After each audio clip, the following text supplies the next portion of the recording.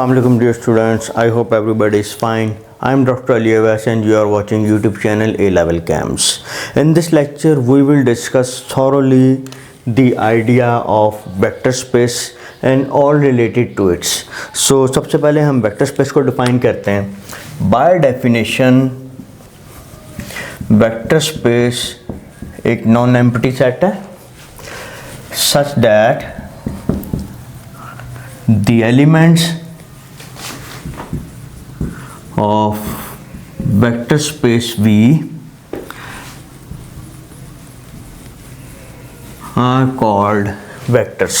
हम इसके एलिमेंट्स को वेक्टर्स कह देते हैं अपनी आसानी के लिए. इट डजंट मीन कि ये हमेशा वेक्टर ही होंगे जैसा कि आप रेगुलर यूज़ में देखते हैं.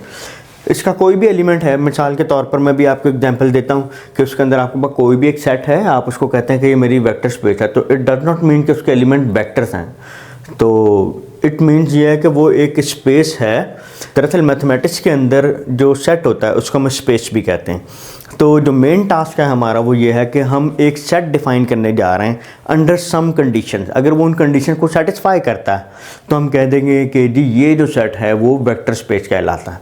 इट डज नॉट मीन कि मैंने हमेशा उसके अंदर वेक्टर्स की ही कलेक्शन करनी है और वो मेरे पास जो सेट बनेगा मैं इसको वेक्टर स्पेस कहूँगा. इसका ऐसा कतई मतलब नहीं है. तो ये कह रहा है कि जी एक नॉन एम्प्टी सेट है सेट दैट के उसके एलिमेंट्स को हम जो है वो वेक्टर्स कहते हैं अलॉन्ग विद टू ऑपरेशंस. कौन कौन से?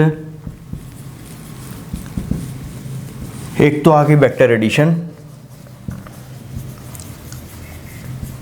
यानी कि जो भी इसके एलिमेंट्स होंगे वेक्टर स्पेस के, जो सेट के एलिमेंट होंगे उसके दरम्यान में आप एडिशन करेंगे. एंड स्केलर मल्टीप्लिकेशन, यानी कि आपने मल्टीप्लिकेशन करनी है with the help of scalar. वो जो स्केलर है वो रियल नंबर होंगे. हमारे इस कोर्स के अंदर ये जो सेट है भी, इसमें हमेशा आपने जब भी जो स्केलर्स लेने हैं वो हमेशा रियल नंबर लेने हैं. कम्प्लेक्स का इसके अंदर अभी हमारे कोर्स में ये नहीं आता है. तो वैसे हम जो है बेसिकली जो आप ये कांस्टेंट लेते हैं ये डिपेंड करता है एक फील्ड के ऊपर. फील्ड बेसिकली एक ऐसा सेट होता है जो कि इस वेक्टर स्पेस से लिटिल बिट ज़्यादा उसकी प्रॉपर्टीज़ हैं. और every field is vector space but vector space में और मे नॉट. तो थोड़ा सा अगर आप मुझे टाइम दें तो मैं इसकी प्रॉपर्टीज लिखता हूँ, फिर आपको फील्ड के बारे में भी बताता हूँ. तो आपने जब भी यहाँ पर फॉर द टाइमिंग जो स्केलर से मल्टीप्लाई करना है वो हमेशा स्केलर दिए होंगे. सेटिस्फाइंग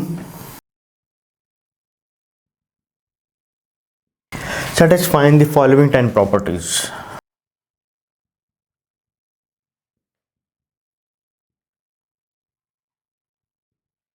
फर्स्ट प्रॉपर्टी क्या है? For any mean for all. कोई से भी दो एलिमेंट ले लीजिए आप वेक्टर स्पेस में से सच दैट कि वो किस को बिलोंग करेंगे. जब भी आप उसमें एडिशन करते हैं तो उसको बिलोंग करेंगे. इस मीन कि ये जो सेट है वो क्लोज्ड है. क्लोज मीन कि आप उसी के एलिमेंट ले रहे हैं, उसी के ऊपर एडिशन अप्लाई कर रहे हैं और आपके पास अगेन उसी का ही एलिमेंट आ रहा है. Secondly u plus V is v plus u for all uv be the element of the vector space.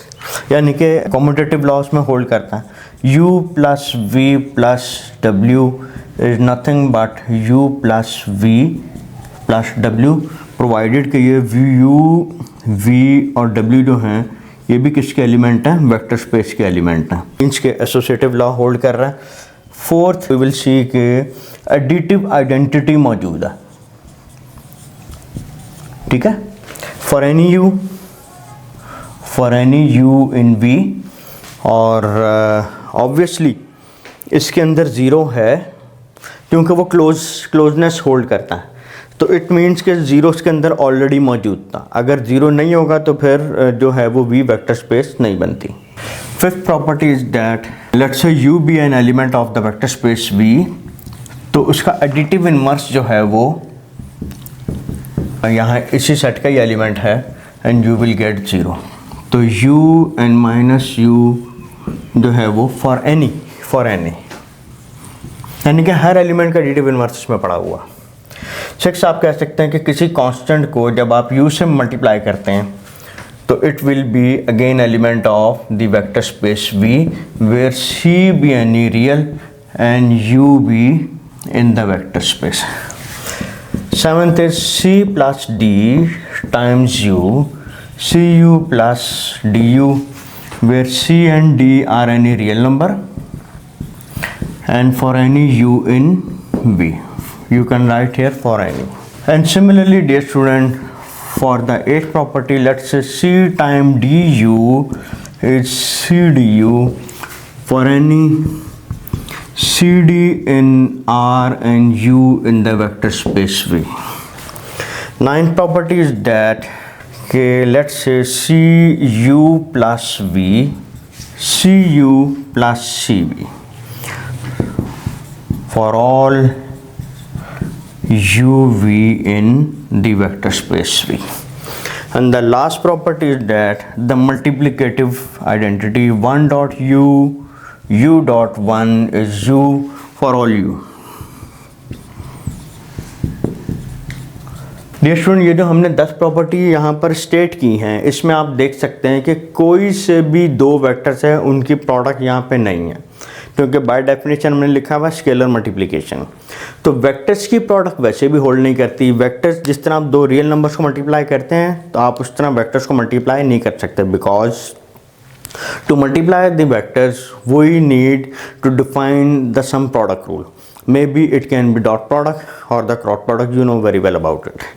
So अगर तो कोई सेट मेरे पास इन 10 प्रॉपर्टीज़ को सेटिस्फाई करता है, इट मीन्स कि वो जो सेट है वो वेक्टर स्पेस होगा। फॉर एग्जांपल एक एग्जांपल देखते हैं।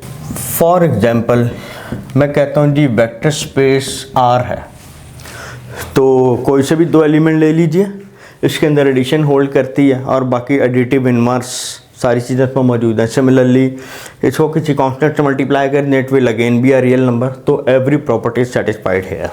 एंड सिमिलरली अगर आप आर स्क्वायर कर दें, आर क्यूब कर दें, तो provided n greater than equal to 1 के लिए ये होल्ड करता है। जैसे लेट्स से अगर आप आर स्क्वायर को ज्यूम करते हैं, आप कहते हैं कि मेरी वेक्टर स्पेस आर स्क्वायर है, तो देन इट्स एलिमेंट्स जो हैं वो एक्स वाई हैं, provided x y be any real. तो this is the vector space. तो let's say if you add any two elements, let's say x1 and y1 and x2 y2, you have again the order tuple, और ये जो है वो are square को belong करता है।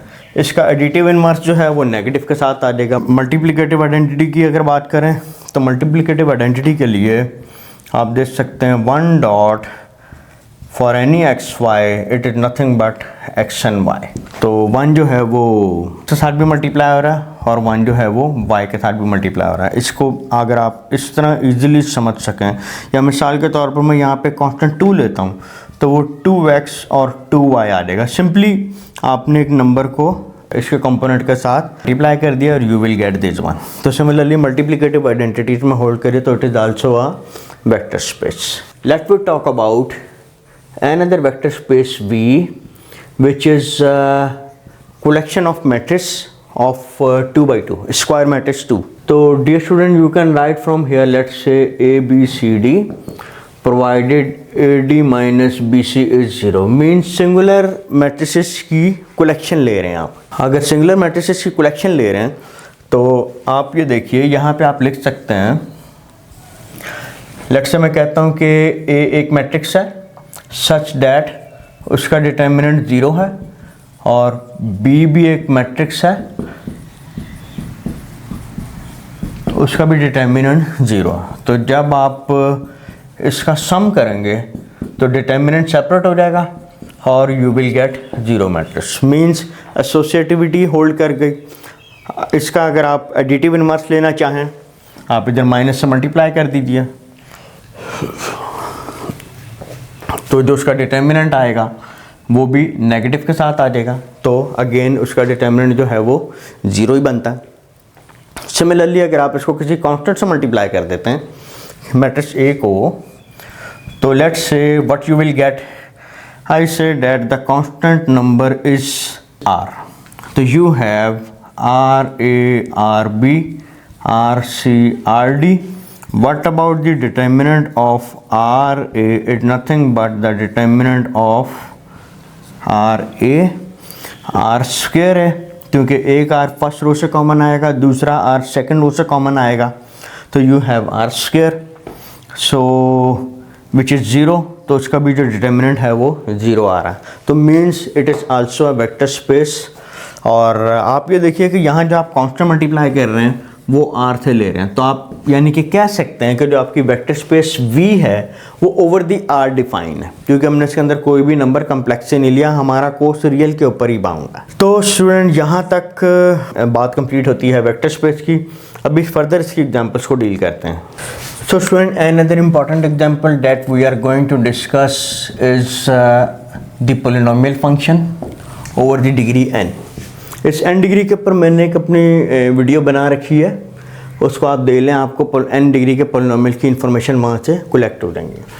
तो यहाँ से आप लिख सकते हैं a0 a1x a2x square and so on anxn, provided ये जितने भी ए आईज हैं ये सारे के सारे रियल नंबर हैं from i1 to n।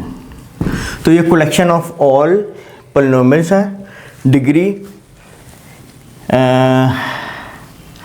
At most degree n के हैं ये, ठीक है। अगर मैं कहता हूँ कि ये डिग्री n का पोलिनोमियल है तो उसमें an must be non zero, लेकिन मैं कह रहा हूँ एटमोस्ट n है, मीन्स इसमें कांस्टेंट वाला भी पोलिनोमियल आएगा, इसमें खाली कांस्टेंट पोलिनोमियल भी आ सकता है, फर्स्ट डिग्री के भी आ सकता है, सेकंड के आ सकते हैं, एंड सो ऑन, एक एक बढ़ाते जाइए अप टू एन तक के आपने सारे के सारे पोलिनोमियल जो हैं वो कलेक्ट कर लिए। तो आप जब दो पोलिनोमियल्स को ऐड करेंगे, लेट्स से अगर आप दो पोलिनोमियल्स को ऐड करते हैं, बेशक वो n डिग्री के ही हो, तो वो उसकी डिग्री n से इंक्रीज नहीं करती। नंबर टू, एटमोस्ट n मैंने इसलिए बोला है, लेट्स से आप एक पोलिनोमियल लेते हैं 1 2 टाइम्स x और 3x स्क्वायर, और एक सेकंड पोलिनोमियल आप ले लीजिए -3x square. When you will add them you get 1 + 2x। अब ये तो 2 डिग्री का पोलिनोमियल नहीं है, ठीक है ना, ये 2 डिग्री का पोलिनोमियल, इसमें कि मैं फिर वहाँ तक पहुँच नहीं सकता, इसलिए हम एटमोस्ट n कहते हैं कि इनकी एडिशन सब्ट्रैक्शन जो है वो पैरेलल मूव करती है, तो आपके पास डिग्री उससे कम हो सकती है, इसलिए आप एटमोस्ट n कहेंगे। अगर आप एग्जैक्टली n का वर्ड यूज़ करते हैं तो वो वेक्टर स्पेस नहीं बनेगी। ओके डियर स्टूडेंट, तो इसमें भी additive identity, multiplicative identity, inverse, हर चीज़ इसके अंदर बिलोंग करती है। You can check all the time properties, तो इट मीन ये भी एक वेक्टर स्पेस है। और डियर स्टूडेंट, इसके अलावा बहुत चीज़, अब आप ये देखिए इसके एलिमेंट्स वेक्टर्स तो नहीं हैं, लेकिन हम ये कहते हैं कि ये हमारे पास, चूँकि वो एक स्ट्रक्चर जो डेवलप किया हुआ है टाइम प्रॉपर्टीज़ का वो सेटिस्फाई करता है, इसलिए जो है ये पोलिनोमियल, ये हमारे पास इसकी जो कलेक्शन है, हम कहते हैं कि ये एक वेक्टर स्पेस बना रही है। तो आइए अब हम मूव करते हैं सब स्पेस की तरफ। So student, to move over the vector subspace, firstly we will discuss a property and then we discuss the subspace. Let's say V be a non-empty vector space. तो we said that कि ये vector space होगी अगर वो 10 properties satisfy करती है। अगर मैं उन 10 प्रॉपर्टीज़ को जैम कर देता हूँ, मैं कहता हूँ कि लेट्स से आपको इसे दो एलिमेंट लीजिए सच दैट कि ये इसको बिलोंग करते हैं। नंबर 1, कांस्टेंट टाइम u जो है वो भी इसको बिलोंग करता है। अगर तो ये दो प्रॉपर्टीज सेटिस्फाई हो जाती हैं तो इट मीन 10 की 10 प्रॉपर्टीज जो हैं वो सेटिस्फाई हो गई। देखिए first property, it is close under addition, yes okay. अगर तो ये under addition close, that's mean कि कोई भी एलिमेंट जो है मैं इसको सम ऑफ 2 की फॉर्म में लिख सकता हूँ। तो जब सम ऑफ 2 की फॉर्म में लिख सकते हैं तो फिर एसोसिएटिव होल्ड हो गई। अगर मैं c को 0 ले लेता हूँ, c को 0 ले लें तो 0 इसके अंदर होल्ड करता है, यस 0 होल्ड करता है। अगर मैं इन दोनों को जैम करके लिखता हूँ cu plus dv is v, तो डियर स्टूडेंट अगर हम c को 1 ले लें और d को -1 ले लें और इस v को भी u ले लें तो 0 जो है वो एडिटिव इनवर्स इसके अंदर बिलोंग कर गए। आप इसको u ले लीजिए तो c plus D time u आ जाएगा, तो मल्टीप्लिकेटिव की भी सारी प्रॉपर्टीज इसके अंदर होल्ड कर गई। और अगर आप d को 0 ले लें और c को 1 ले लें तो 1 टाइम u भी जो है वो इसको बिलोंग कर रहा है। तो मीन्स के चाहे आप ये सेटिस्फाई करवा दीजिए या ये दोनों सेपरेटली सेटिस्फाई करा दीजिए, एक ही बात है, इन दोनों को कंबाइन करेंगे ये आ जाएगा। इट मीन्स कि मैं बजाय कि 10 प्रॉपर्टी सेटिस्फाई करवाऊँ, मैं जस्ट एक ये प्रॉपर्टी सेटिस्फाई करवाता हूँ, इस मीन के वो वेक्टर स्पेस बन जाएगी। तो डियर स्टूडेंट, अब हम मूव करते हैं सब स्पेस की तरफ।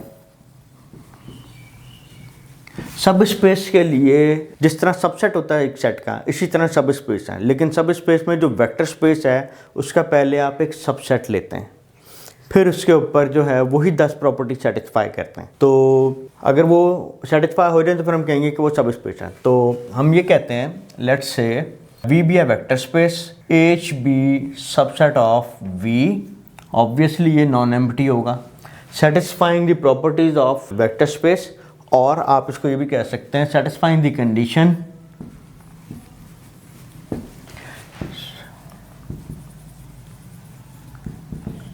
कौन सी कंडीशन बच्चों, फॉर एनी यू वी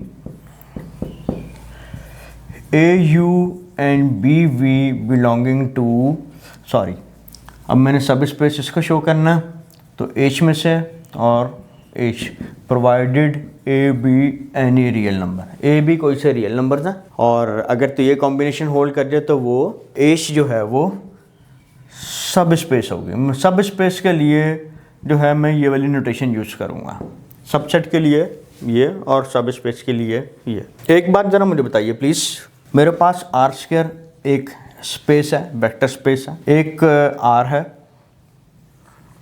और एक आर क्यूब है। ओके, ये तीन मेरे पास वेक्टर स्पेस हैं। तो आर स्क्वायर जो है वो आर में लाई करती है, और आर जो है वो आर क्यूब में भी लाई करती है और आर स्क्वायर में भी लाई करती है। इसके अलावा आर स्क्वायर जो है वो आर को भी कंटेन करती है। Is it true? तो आंसर इज नो। आर जो है वो आर स्क्वायर का सबसेट नहीं है, आर स्क्वायर आर क्यूब का सबसेट नहीं है, बिकॉज आर क्यूब के एलिमेंट देखिए, आपके पास आर क्यूब के एलिमेंट एक्स वाई जी हैं, आर स्क्वायर के एलिमेंट आपके पास एक्स वाई है, और आर का एलिमेंट आपके पास कुछ इस तरह है। तो ये तो जब आप सबसेट लेते हैं तो उसके अंदर उसी तरह के एलिमेंट आने चाहिए। तो ये तो ऐसे एलिमेंट नहीं है, ये तो 3 टुपल है, ये 2 टुपल है, ये सिंगल है। तो इट मीन्स के हमें कुछ ऐसा डिफाइन करना कि अगर मैं यहाँ पे कह देता हूँ ये 0 है, इस केस के अंदर जो है वो इसको कंटेन करेगा, हम इसको 0 0 ले लें, इस केस के अंदर जो है वो इसका सबसेट बनता है। और अब जो है ये सब स्पेस भी है क्योंकि इस कंडीशन को सेटिस्फाई करेगा। तो आर स्क्वायर की सब स्पेस है, आर स्क्वायर आर क्यूब की सब स्पेस है, तो अल्टीमेटली आर जो है वो आर क्यूब की भी सब स्पेस होगी। डियर स्टूडेंट, अगर मैं यहाँ पर एक और एग्जांपल कोट करूँ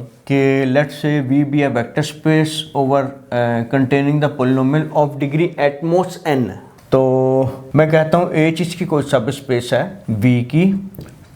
तो आप मुझे बताइए इसके अंदर जो पॉलिनोमियल आ सकते हैं वो पॉलिनोमियल कितनी डिग्री के आ सकते हैं, कांस्टेंट से लेके, तो n कर दिया तो इटसेल्फ आ जाएगा, मैं n-1 लिख देता हूँ। मीन्स के 0 कांस्टेंट आ सकता है, 1 डिग्री का पॉलिनोमियल आ सकता है, स्ट्रेट लाइन बन जाएगी, 2 डिग्री का पॉलिनोमियल आ सकता है, सर्कल, पैराबोला, एलिप्स, हाइपरबोला, ये वो सारी चीज़ें। और इसी तरह आप इसको स्टैंड करते जाइए, n-1 डिग्री तक के पॉलिनोमियल सारे के सारे जो हैं वो Pn के सब स्पेस में आएंगे। नाउ वी डिस्कस अ सब space spanned by a set, means के मैं एक सब स्पेस ले रहा हूँ H, उसको हम स्पैन करेंगे जो कि हमें स्पैनिंग से मिलेगी एक सेट की। What does it mean? इसका मतलब ये हुआ, क्योंकि हमने पहले पढ़ रखा कि जो स्पैनिंग सेट होता है it contain all the linear combination of the vectors. तो लेट्स से मैं कहता हूँ जी स्पैन है V1 V2 VH, मेरे पास कोई एक वेक्टर स्पेस V है, मैंने उसमें से कुछ एलिमेंट ले लिए 1 से लेके H, कोई से भी एलिमेंट ले लिए, उनको मैंने एक को 1 कह दिया, एक को 2 कह दिया, उसको इंडेक्सिंग कर दी 1 से लेके H तक एलिमेंट्स की। तो ये जो स्पैन करेंगे मीन्स इसमें जो जितने भी पॉसिबल लीनियर कॉम्बिनेशन बनेंगे CI प्रोवाइडेड I जो है वो 1 से S है, प्रोवाइडेड CI जो है वो रियल नंबर है।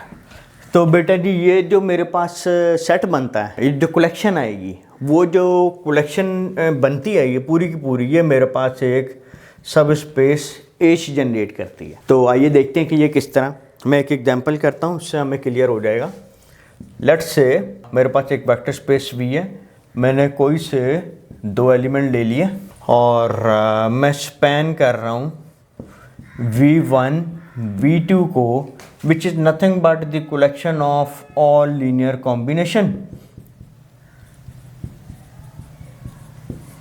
ठीक है, तो मेरा क्लेम यह है कि ये जो है वो H बनता है। तो ज़रा देखते हैं, हमने पढ़ा था कि अगर हम CU प्लस DV ले लें, वेयर U और V इसके कोई से 2 एलिमेंट्स हैं, तो डियर स्टूडेंट ज़रा देखिए, मैं कहता हूँ कि जी let's say C1 V1 V2 और D जो है वो कोई D1 V1 और D2 V2 है। तो आप यहाँ से लिख सकते हैं C1 D1 V1, C2 D2 और V2। इससे आपने V2 कॉमन ले लिया और इससे आपने V1 कॉमन ले लिया। तो dear student you can write again from here R V1, क्योंकि ये रियल नंबर है, मल्टीप्लिकेशन एडिशन अगेन एक रियल नंबर ही है, और S लेट्स से R1 कह दें और इसको R2 कह दीजिए, R2 V2। ये अगेन लीनियर कॉम्बिनेशन में आ रहा, तो ऑब्वियसली इसका एलिमेंट ही होगा। तो ये एलिमेंट वापस H में जा रहा है, इम्प्लाई H इज सब space of the vector V, vector space V। Okay student, H मेरे पास एक सेट है जो कि इस तरह डिफाइन किया है for A and B any real numbers के लिए। तो we have to show that H is a subspace. तो डियर स्टूडेंट हम इसको लिख सकते हैं A minus A0 minus 3B B0B। तो you can write from here 1 minus 1 1 0 and you can write from here minus 3 1 0 1। तो dear student it's a linear combination, और ये जिन वेक्टर्स के साथ जनरेट हो रहा है उसमें ये वेक्टर V1 है और ये वेक्टर V2 है। इसका लीनियर कॉम्बिनेशन A और B कोई भी आप रियल नंबर ले सकते हैं। तो डिफरेंट पॉसिबल लीनियर कॉम्बिनेशन जो एक स्पेस स्पैन करेंगे या जो भी एक सेट बनेगा वो एक सब स्पेस होगी। तो means you can write here H is span by V1 V2। तो ये भी एक वेक्टर स्पेस है या सब स्पेस है R4 की। Students in question number 3 he is saying that let's say V be a vector space which is R square, mean we have a plane x-axis, y-axis, H be the unit circle, H be the circle such that x square plus y square less than or equal to 1, mean interior है। तो this is your circle of radius 1। तो dear student आपने बताना है कि जो H है, जो सब स्पेस, वो कह रहा है कि ये सब स्पेस है कि नहीं है, डिटरमिन करना। तो we have to determine that it is a subspace और नॉट। तो लेट्स से you can take U and V be any 2 elements। तो we take particularly element 1 0, means कि मैं एक एलिमेंट ये ले लेता हूँ और एक एलिमेंट मैं ये ले लेता हूँ which is 0 1। ठीक है, इनको ऐड करें ज़रा, U प्लस V कॉरस्पॉन्डिंग इनके ऐड हो जाएंगे, तो U है 1 1। तो 1 1 को देखिए, तो 1 1 इधर आता है, तो इट मीन्स के it does not belong to the H, so imply H is not subspace of R square। Dear student, in question number 13 he is saying that we are given 3 vectors V1 V2 V3 and the fourth one is 3 1 6। What we have to do, we have to check W is belonging to V1 V2 V3। तो क्या W जो है वो V1 V2 V3 का element है, set S का element है। तो अगर आप गौर करिए तो ये एक सेट है जो 3 वेक्टर कंटेन करता है, इससे ज़्यादा वेक्टर कंटेन नहीं करता, क्योंकि उसने स्पैन साथ में नहीं लिखा हुआ। अगर स्पैन लिखता तो फिर इसके डिफरेंट कॉम्बिनेशन बनते और पॉसिबल है कि W में आ जाता या नहीं आता, ये हम चेक करते हैं। तो यहाँ पे 3 सेट हैं, तो W जो है वो इसको बिलोंग नहीं करता। ओके, तीसरा वो कह रहा है स्पैनिंग सेट ऑफ S की कार्डिनलिटी बताइए कि इसमें कितने एलिमेंट्स हैं। तो डियर स्टूडेंट हमें पता है जो स्पैनिंग सेट होता है वो आप लिखते हैं C1 V1 C2 V2 और C3 V3 provided C1 C2 C3 any real. तो स्टूडेंट आप देखिए for C1 C2 and C3 we have infinitely many choices to choose, तो it means के we have infinitely many linear combination। Okay पहले आप C2 और C3 को 0 ले लें, C1 को पूरा रियल ले लें, फिर इसी तरह C2 को पूरा रियल ले लें, इनको 0 ले लें, फिर C3 को रियल ले लें और उनको 0 ले लें, तो हमारे पास इनफाइनाइटली मैनी एलिमेंट्स हैं। तो आप यहाँ पे लिख सकते हैं कि cardinality of spanning set of S is undefined, is infinity. Next वो कह रहा है कि क्या W जो है वो इसके स्पैनिंग सेट में आता है। तो ये हमने लास्ट चैप्टर के अंदर भी देखा था। हम कंसिडर करते हैं कि A B कोई एक मैट्रिक्स है जो कि कॉलम्स हैं V1 V2 V3 और इन पे रो ऑपरेशन अप्लाई कीजिए। हम अगर इसको ऐड कर दें R3 प्लस R1, चूँकि मुझे पता है यहाँ 0 है, मैं ट्राई कर रहा हूँ उसको HLN में कन्वर्ट करने के लिए, तो उधर 0 करने के लिए रो 3 में ऐड कर दीजिए। फर्स्ट में तो चेंज नहीं है, रो 3 में चेंज है, तो 1 2 4 3 एज इट इज़, सेकेंड भी एज इट इज़, 0 1 2 1 भी as it is, last one क्या है इसको उसमें ऐड कीजिए, इसको उसमें ऐड कीजिए 10 और ये 9 आ रहा, ठीक है। तो अब हम क्या कर सकते हैं, अब आप ऐसा करिए कि R1 माइनस 2 टाइम R2 और R3 माइनस 5 टाइम R2 करें। रो 2 में तो कोई चेंज नहीं है, इसको हम पहले लिख लेते हैं। इसको -2 से मल्टीप्लाई करके इसमें ऐड करें, यू विल गेट 0 0 और 1 आ रहा। सिमिलरली -5 से मल्टीप्लाई करके रो 3 में ऐड करें, यू विल गेट 0 0 और 4 आ गया। तो dear student you can see from here कि आपके पास जो है ये बेसिकली V1 है, ये V2 का वेक्टर है और ये V3 का कॉलम है। तो इसका कॉम्बिनेशन 0 का कॉम्बिनेशन 4 आ रहा है, मीन्स के 0 इक्वल टू 4 है, which is not possible, means does not hold. So you can say that W does not belonging to the spanning set of S. तो W जो है वो उसके स्पैनिंग सेट में नहीं है, यानी कि जो मेरे पास V1 V2 V3 थे ये R3 के एलिमेंट्स हैं। तो R3 के एलिमेंट्स जो हैं ये कोई एक स्पेस स्पैन कर रहे हैं, क्योंकि हमने पढ़ा था कि वेक्टर्स जो हैं वो एक सब स्पेस को स्पैन करते हैं। तो ये जो भी सब स्पेस स्पैन कर रहे हैं W इसके बाहर। लेकिन हमें यहाँ से एक बात ये भी पता चलती है, अगर आप देखिए कि ये जो V1 V2 V3 का मैट्रिक्स है इसमें जो लास्ट रो है वो 0 हो गई है। इट मीन्स ये जो V3 है इसको आप V1 के और V2 के कॉम्बिनेशन में लिख सकते हैं। तो इसका मतलब ये हुआ कि ये जो स्पैनिंग सेट है ना इसका, यानी कि आप यहाँ पे लिख सकते हैं कि span of V1 2 3 is equal to span of V1 V2। तो डियर स्टूडेंट V1 और V2 के कॉम्बिनेशन में हम इसको कैसे लिख सकते हैं ये हम लोगों ने क्लास में डिस्कस किया हुआ है। आप यहाँ से वेक्टर्स वेरिएबल्स ले सकते हैं, एक फ्री वेरिएबल आ जाएगा जिसके थ्रू आपको पता चल जाता है कि A और B हमारे कोफिशिएंट्स क्या हैं। तो यहाँ से आप देख सकते हैं कि ये A और B की वैल्यू क्या होगी और V3 इसके कॉम्बिनेशन में कैसे लिखा जा सकता है। हमने क्लास में इसकी अच्छी प्रैक्टिस की हुई।